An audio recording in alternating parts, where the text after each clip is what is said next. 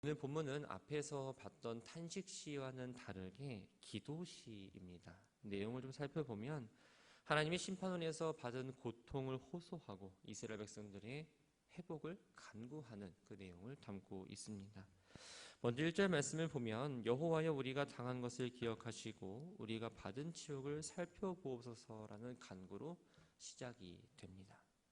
여기서 기억하다라는 말은 단순히 어떠한 상황을 기억한다라는 의미를 넘어서 유다 백성들이 자신들이 당했던 그 일들에 대해서 하나님께서 알고 계시고 하나님께서 반응하시고 구체적으로 행동해 주시기를 바라는 마음을 담고 있습니다. 지금 예루살렘은 패망을 당했습니다. 그 결과는 어떻게 되었을까요? 첫 번째는 2절 말씀입니다. 우리의 기업이 외인들에게 우리의 집들도 이방인에게 돌아갔다라고 말합니다. 기업은 하나님께서 아브라함과 그 자손에게 처음 주실 걸 약속하셨고 여호수아 시대에 정복했던 그 가나안 땅을 말합니다. 이 땅은 이스라엘 백성들의 유업이었습니다. 그래서 그들이 소유하게 될 거라고 약속을 해주셨지만 이 약속과 함께 그들이 범죄할 경우에는 그 땅에서 쫓겨나겠다라는 전제도 달아주셨지요. 말씀에 따라서 범죄한 유다 백성들은 가나안 땅에서 쫓겨나 이방 땅에서 지금 포로 생활을 하게 되었습니다. 그리고 그들의 기업인 이 가나안 땅이 바로 이방인들의 손에 넘어가게 된 겁니다. 두 번째는 무엇일까요? 바로 3절 말씀입니다. 우리는 아버지 없는 고아들이오며 우리의 어머니는 과부들 같다라고 표현을 합니다. 전쟁은 많은 사람들의 생명을 앗아가는 상황을 만들죠. 당시 예루살렘은 1년 6개월간 전투로 인해서 많은 사상자가 있었을 겁니다. 그리고 예루살렘이 함락된 이후에도 이 바빌론 군대의 끊임없는 사륙에 의해서 죽임을 당하는 일들도 많았겠죠. 그래서 예루살렘에 사는 대부분 남자들은 죽임을 당했을 것이고 그에 따른 엄청난 숫자의 고아와 과부들이 생겨났을 겁니다. 여기서 아버지 없는 고아들이라 부른 이유는 바로 이런 히브리적 사고 방식 때문이었습니다. 우리가 아는 고아는 양쪽 부모가 다 없으면 고아라고 하지만 이 당시에는 아버지가 없을 때 고아라 불렀습니다. 어머니가 살아있을지라도 어머니에게는 여자에게는 경제력이 없었기 때문에 당시 사회에서 남자의 죽음은 곧 자식들로 하여금 고아로 취급을 받았던 거죠. 1차적으로 보면 전쟁으로 인해서 발생한 고아와 과부라고도 볼 수 있겠지만 예레미야는 유다 백성을 이 과부와 고아로 비교해서 하나님의 징계로 인해서 황폐해진 유다를 표현하고 또한 동시에 부모 잃은 고아와 같이 남편 잃은 과부처럼 하나님을 잃고 지금 버림을 받은 신세가 되었다는 걸 이야기해주고 있습니다.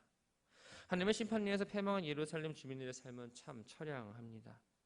유다는 지리적 여건으로 인해서 물과 땔감을 구하기 평소에도 참 어려웠습니다. 당연히 전쟁 속에서도 이러한 것들을 구하기는 더 어려웠겠지요. 4절에 보면 은과 값을 주고 물과 나무를 구했다라는 표현합니다. 예전에는 자신의 소유였고 편하게 그래도 쉽게 구할 수 있었지만 전쟁의 패함으로 인해서 모든 것들을 다 자기 마음대로 사용할 수가 없게 되었고 당시 유다 사람들의 생활이 이 피폐함과 얼마나 고통스럽고 절박했는지를 표현해주고 있습니다. 정복을 당했으니 지도자들이 바뀔 겁니다. 새로운 지배자들이 이곳에 와서 그들을 아주 무참하게 탄압을 하고 있죠. 그래서 5절에서는 우리를 뒤쫓는 자들이 우리의 목을 눌렀다라고 말합니다. 그래서 뒤쫓다라는 말은 뭔가 추격하다라는 의미는 기본적으로 갖고 있지만 괴롭히다, 억압하다라는 의미까지 갖고 있습니다. 문자적으로 그냥 보기만 하면 바벨론 군대가 예루살렘 주민을 쫓아가지고 다 죽이는 것처럼 보입니다. 그러나 그 뒤에 나오는 우리가 기진하여 쓸 수 없나이다라는 표현과 함께 생각해 본다면 이 뒤쫓다라는 말은 바로 괴롭히다 또 억압하다라는 의미로 쓰였다는 걸 우리가 알 수 있죠. 또 목을 눌렀다라는 표현은 이 역시도 억압을 나타내는 표현인데 강제로 목에 멍에를 씌운 것처럼 그들에게 강제 노역을 시켰다라는 것을 의미합니다. 6절 말씀을 보면 우리가 애굽 사람과 아수르 사람과 악수하고 양식을 얻어 배불리 먹고자 하였나이다라고 표현합니다. 우리가 사람을 만날 때 악수를 하는 건 반가운 인사나 또한 예의이죠. 일반적으로 우정과 동맹을 의미하지만 여기서는 바로 구걸하는 행위를 악수하다라고 표현을 했습니다. 패망한 유다 백성들이 애굽과 아수르 등 이방 땅으로 흩어져 가지고 그들에게 도움을 요청하거나 구걸해야 하는 비참한 상황까지 지금 이르렀다는 것을 이렇게 표현해주고 있습니다. 그래서 7절 말씀을 보면 마치 당시 유다 백성들이 자신들이 당하고 있는 이 고통이 조상들이 잘못을 했기 때문이라고 말하는 것처럼 보입니다. 사실 조상들의 그 죄악의 대가가 그 후손에까지 미치긴 하지만 당시 유다 백성이 당했던 이 고통은 조상들의 죄 때문이 아니라 자신들이 감당하고 자신들이 죄에 대한 결과로서 봐야 했죠. 그 16절 말씀을 보면 예레미야가 우리의 머리에서는 멸류관이 떨어졌사오니 오호라 우리의 범죄 때문이다 라고 고백을 합니다. 실상 유다가 멸망한 건 바로 자신들의 범죄 때문에 일어났다는 것을 다시 한번 확실하게 이해해주고 있습니다. 그럼에도 불구하고 이 7절과 같이 예레미야가 이렇게 이야기한 이유는 조상들로부터 누적되어 온 죄에 대한 하나님의 징벌로 인해서 당시 유다 백성이 당하는 고통이 너무나 컸기 때문에 하나님께서 긍휼을 베풀어 주시길 바라는 마음으로 이렇게 표현을 했던 거죠.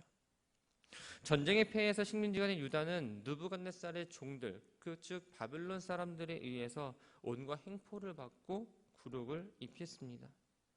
유다 백성들은 먹을 것을 얻기 위해서 목숨을 걸어야 했고 굶주림으로 인해서 피부가 검게 변하는 안타까운 상황까지 일어나게 됩니다. 또 남자들은 전쟁터에 나가서 싸우다가 목숨을 잃었다면 여자들은 바빌론 군사들에 의해서 무자비하게 겁탈을 당하는 당시 모습을 보게 됩니다. 근데 중요한 건 이런 일이 일어난 그 장소가 바로 시온, 즉 예루살렘이라는 겁니다.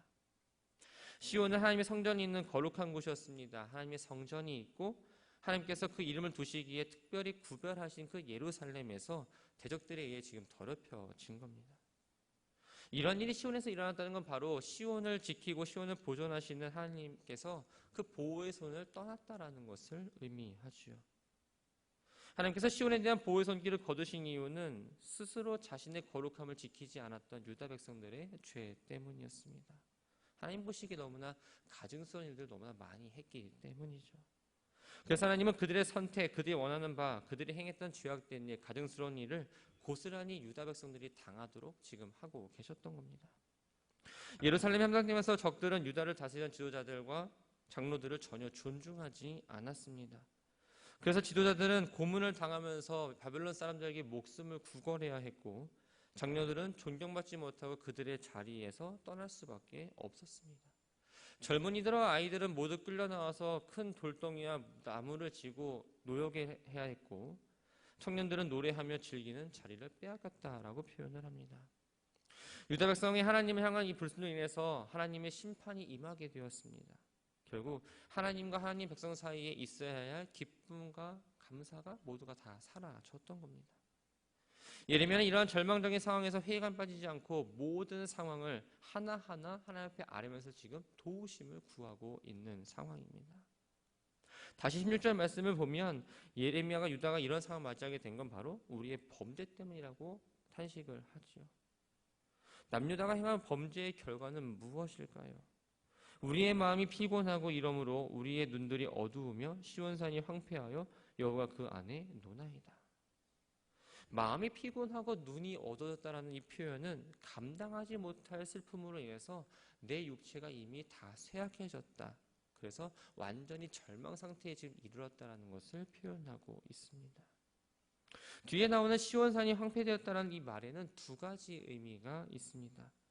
첫 번째는 유다의 수도인 이 예루살렘이 멸망했다는 겁니다. 그래서 하나님의 백성은 아무런 소망을 가질 수 없는 절망적인 상황에 놓여져 있음을 이야기하고요. 두 번째는 땅에 있는 하나님의 보좌가 무너졌다는 것을 의미합니다. 시온산은 하나님이 성전에 있는 곳입니다. 사람들은 이 성전에 하나님의 보좌가 있으며 그곳에서 하나님의 백성들을 다스리고 있다라고 생각을 했습니다. 그래서 사람들은 예루살렘과 그 안에 존재하는 성전이 파괴됐다는 사실을 수도 예루살렘이 패망함과 함께 하나님의 통치도 모두 다 끝났다. 하나님께서 하나님의 백성들을 보호하시고 인도하시고 통치하시니 모두 다 끝났다라고 지금 이해를 하고 있는 겁니다. 그러나 19절 말씀을 보면 예레미야는 결국 그렇지 않다라고 표현하고 있습니다. 여호와여 주는 영원히 계시오며 주의 보좌는 대대에 이르나이다. 비록 수도인 예루살렘은 멸망을 했습니다. 성전도 무너졌습니다. 그러나 하나님이 계신 곳은 그 성전만이 아니다라는 겁니다. 하나님의 통치는 영원히 이루어지고 있고 하나님의 통치는 바로 성전에 갇혀서 그것에만 머무르는 것이 아니라 성전 밖에서 하늘 보좌에서 우리를 다스리고 있다는 것을 이야기하고 계시지요. 하나님 백성이 심판을 받는 건 그들의 죄를 징계하게 하나님 섭리뿐만 아니 하나님의 어떤 권능이 약해져서 하나님의 왕권이 끝났다는 것이 아니라는 것을 분명하게 이야기하고 있습니다. 예레미야는 이런 사실을 잘 알고 있었기 때문에 나라가 멸망하는 비록 절망적인 상황 가운데이지만 이러한 고백을 통해서 하나님 백성은 비록 패망할지라도 회복의 소망이 있다는 사실을 다시 한번 분명하게 이야기해주고 있는 겁니다. 예레미야 하나님께서 벌어주시니 하나님 백성을 돌봐주시고 회복시켜 주실 것을 간구하고 있습니다. 20절 말씀을 보면 주께서 어찌하여 우리를 영원히 잊으시오며 우리를 이같이 오래 버리시나이까. 예레미야가 이렇게 물어보는 형식을 취한 건 하나님 뜻을 모르기 때문에 이렇게 물어보는 취한 형식을 한 건 아니었습니다. 예레미야 하나님의 계시를 받아서 유다가 범죄로 인해서 바벨론이 멸망하였으나 하나님께서 정하신 때에 반드시 회복시켜 줄 거라는 그 믿음이 있었기 때문에 물음의 형식으로 대답을 했던 거죠. 그럼에도 불구하고 우리를 영원히 잊으시오며 우리를 이같이 오래 버리셨나이까라는 표현을 통해서 자신들이 겪고 있는 고통이 너무나 크기 때문에 그 기간이 너무 오래 느껴진다는 것을 이렇게 표현하고 있습니다. 예레미야는 한 번 더 간구합니다. 21절을 보면 여호와여 우리를 주께서 돌이키소서 그리하시면 우리가 주께로 돌아가겠사오니 우리의 날들을 다시 새롭게 하사 옛적 같게 하옵소서. 지난날 하나님의 은혜로운 그 관계를 다시 회복시켜 주시고 하나님 백성으로서의 그 어떠한 회복을 이야기하고 있는 겁니다. 그런데 예레미야는 하나님 백성 이와 같이 회복의 은총을 잊기 위해서는 반드시 하나님께로 돌이키는 일이 먼저라고 지금 이야기하고 있습니다. 그런데 이 간구의 내용을 보면 우리가 돌아가겠습니다. 그러니 받아주십시오라는 기도가 아닙니다. 여호와여 우리를 주께서 돌이키소서 그리하시면 우리가 주께로 돌아가겠습니다라고 이야기합니다. 이 기도에는 자신들 스스로가 하나님께로 돌아갈 수 없다라는 의미를 담고 있습니다. 이 말은 범죄한 유다를 회개케 하시고 징벌을 내리시는 분도 하나님이시요 모든 것들을 하실 수 있는 분은 바로 하나님이라는 사실을 이야기하고 있는 거죠. 그렇기 때문에 하나님을 돌이키는 일조차도 내가 하나님께 가는 것이 아니라 하나님의 은혜 가운데에 가능하다는 것을 이렇게 표현해 주면서 5장까지의 애가를 이렇게 마무리하고 있습니다. 주신 말씀을 정리합니다. 유다가 바벨론에 의해서 멸망한 건 유다 백성들의 죄 때문이었습니다. 조금 더 고급지게 표현하면 하나님의 은혜가 유다에게 떠났던 거죠. 하나님의 은혜에서 떠나고 하나님 축복으로 멀어지는 순간 그들은 생명이 쇠하기 시작합니다. 그들의 삶의 모습이 변화됩니다. 그들이 결국 멸망의 길로 들어가게 되었습니다. 우리는 이 사실을 통해서 하나님의 은혜에 떠나는 것, 하나님의 은혜를 저버리는 삶은 우리들의 삶에 분명한 영향이 있다는 것을 알게 됩니다. 어떠한 고통으로 인해서 하나님 앞에 범죄함으로 하나님께 순종하지 못함으로 당하는 어떤 어려움 가운데에 우리는 하나님을 향한 애가가 아니라 늘 하나님 말씀에 순종하고 하나님과 함께하며 하나님 은혜 가운데 살아가면서 하나님을 향한 감사와 찬양을 늘 올려드리는 존재라는 겁니다. 하나님의 예비하신 축복의 길, 그 은혜의 길을 걷지 않고 있다면 우리는 다시 그 길을 돌아가야 합니다. 늘 하나님께서 우리들에게 돌아갈 수 있는 길을 열어주셨습니다. 하나님의 신호등에 따라서 하나님의 말씀에 따라서 늘 내 삶을 점검해 보시고 내가 은혜의 길을 걸어가고 있지 않다면 내가 하나님께서 정해주신 그 길을 걸어가고 있지 않다면 다시 돌아가시기 바랍니다. 내가 생각하는 그 길이 아니라 내가 계획하는 그 길이 아니라 하나님의 계획 가운데에 가는 그 길이 때로는 힘들고 어려울지라도 더욱 복된 길이라는 사실을 기억하며 오늘의 한 날도 주어진 시간을 잘 걸어가는 하나님 앞에 기쁨과 찬송으로 나아가는 모두가 되기를 주님의 이름으로 축원합니다.